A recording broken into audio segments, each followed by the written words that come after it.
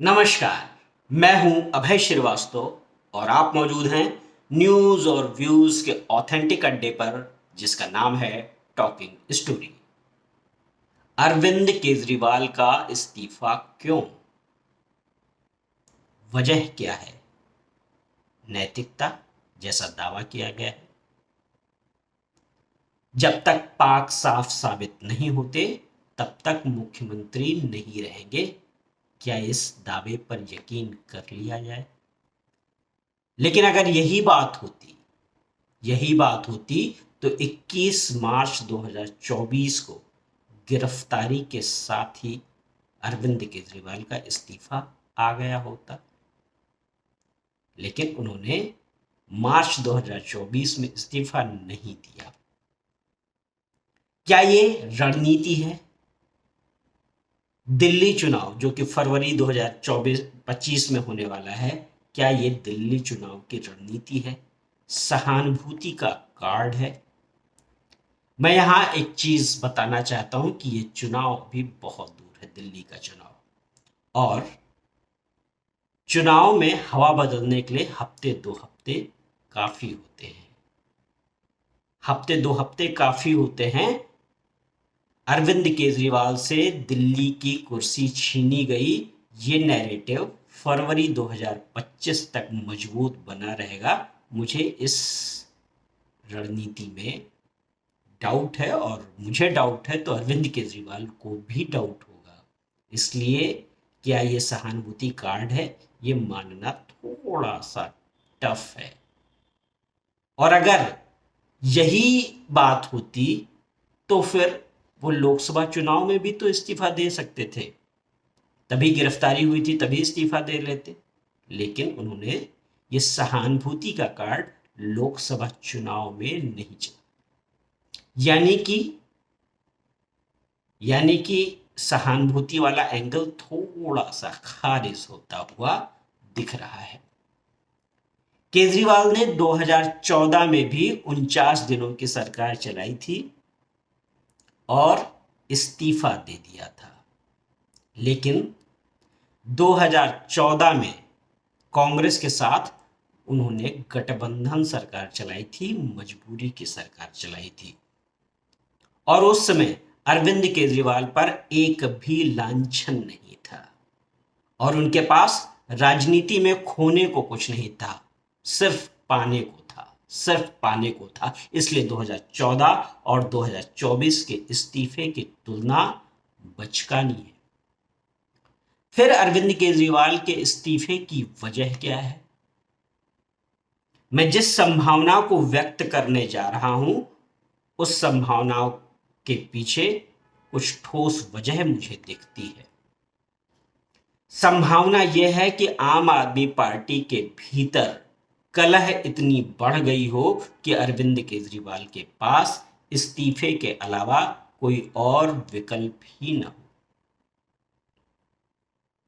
आपने देखा होगा कि जिस दिन अरविंद केजरीवाल को जमानत मिली, जब सुप्रीम कोर्ट अपना फैसला दे ही रहा था, उस वक्त सबसे ज्यादा खुश मनीष सिसोदिया दिखे थे। इतने खुश दिखे थे कि उन्होंने मंत्री आतिशी को गले लगा दिया था।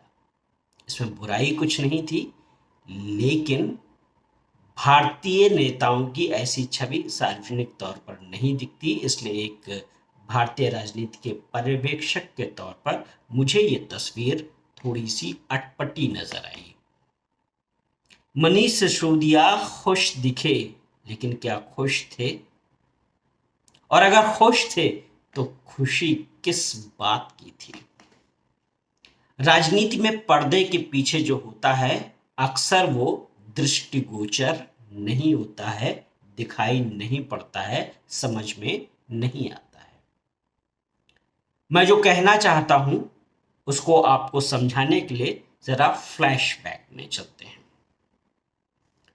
मनीष सिसोदिया 26 फरवरी 2023 को गिरफ्तार हुए थे और 28 फरवरी 2023 को उनका इस्तीफा हुआ था।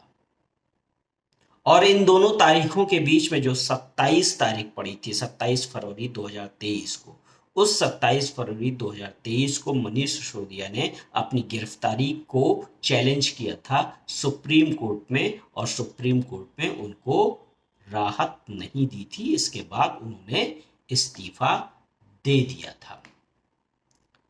जेल जाने पर आम आदमी पार्टी के बिग बिग्स का इस्तीफा अगर कोई नॉर्म होता, नैतिकता की बात होती, तो ये बेंचमार्क सिर्फ मनीष सिसोदिया के लिए नहीं लागू होता। मनीष सिसोदिया से महीनों पहले से सत्येंद्र जैन जेल में थे, और जिस दिन मनीष सिसोदिया का इस्तीफा हुआ उसी दिन सत्येंद्र जैन ने इस्तीफा दिया। इससे साफ लगता है कि मनीष सिसोदिया का इस्तीफा उस वक्त केजरीवाल और सिसोदिया के बीच एक डील रही हो, एक शर्त रही हो, एक जिद रही हो।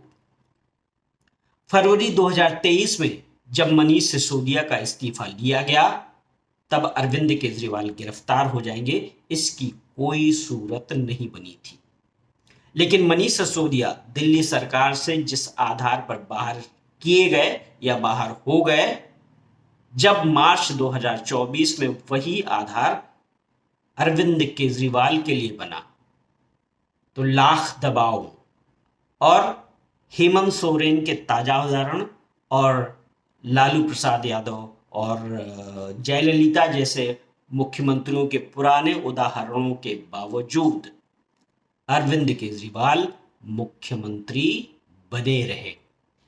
अवश्यंभावी था उनका इस्तीफा, लेकिन वो मुख्यमंत्री बने रहे, और ऐसा दुरूह उदाहरण भारतीय राजनीति में इससे पहले कभी नहीं देखने को मिला था। संवैधानिकता का प्रश्न आया, लेकिन अरविंद केजरीवाल मुख्यमंत्री बने रहे।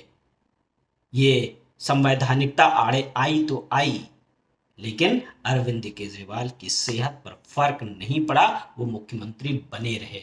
और ये सब जब हुआ, तब सिसोदिया अपना कार्ड चलने के लिए खुद मौजूद नहीं थे, वो जेल में थे।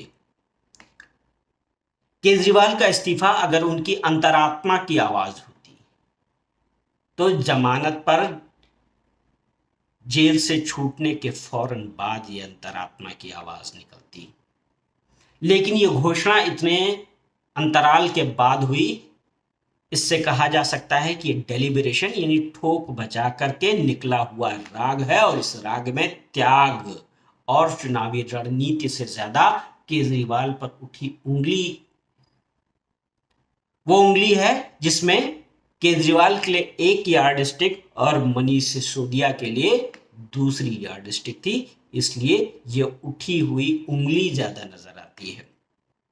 यहां जिन्हें ना याद हो उन्हें मैं याद दिला दूं कि 2015 में दिल्ली सरकार से जितेंद्र सिंह तोमर ने भी मंत्री पद से इस्तीफा दिया था, क्योंकि उनके ऊपर फर्जी डिग्री केस था और वो उसमें गिरफ्तार हुए थे, और गिरफ्तारी के फौरन बाद उनका इस्तीफा हुआ था।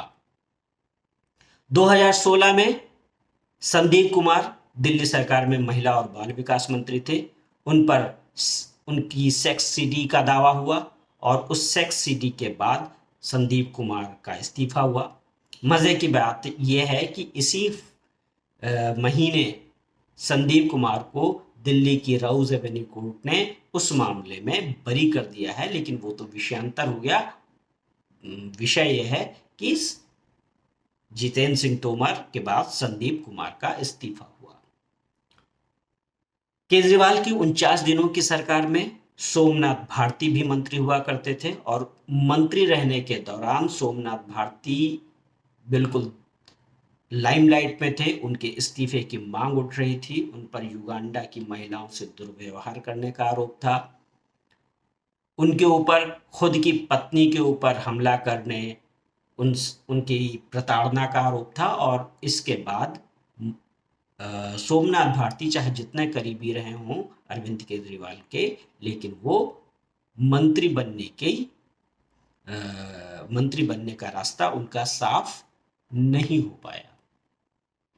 इसीलिए संभावना है कि केजरीवाल के जमानत पर छूटने के बाद मनीष सिसोदिया ने केजरीवाल से फ्रैंक बात की होगी।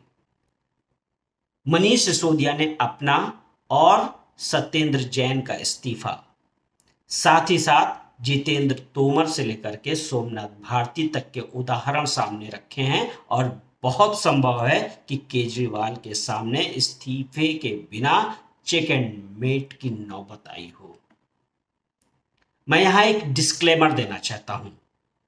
डिस्क्लेमर यह है कि मैं यहां सिर्फ संभावनाएं रख रहा हूं।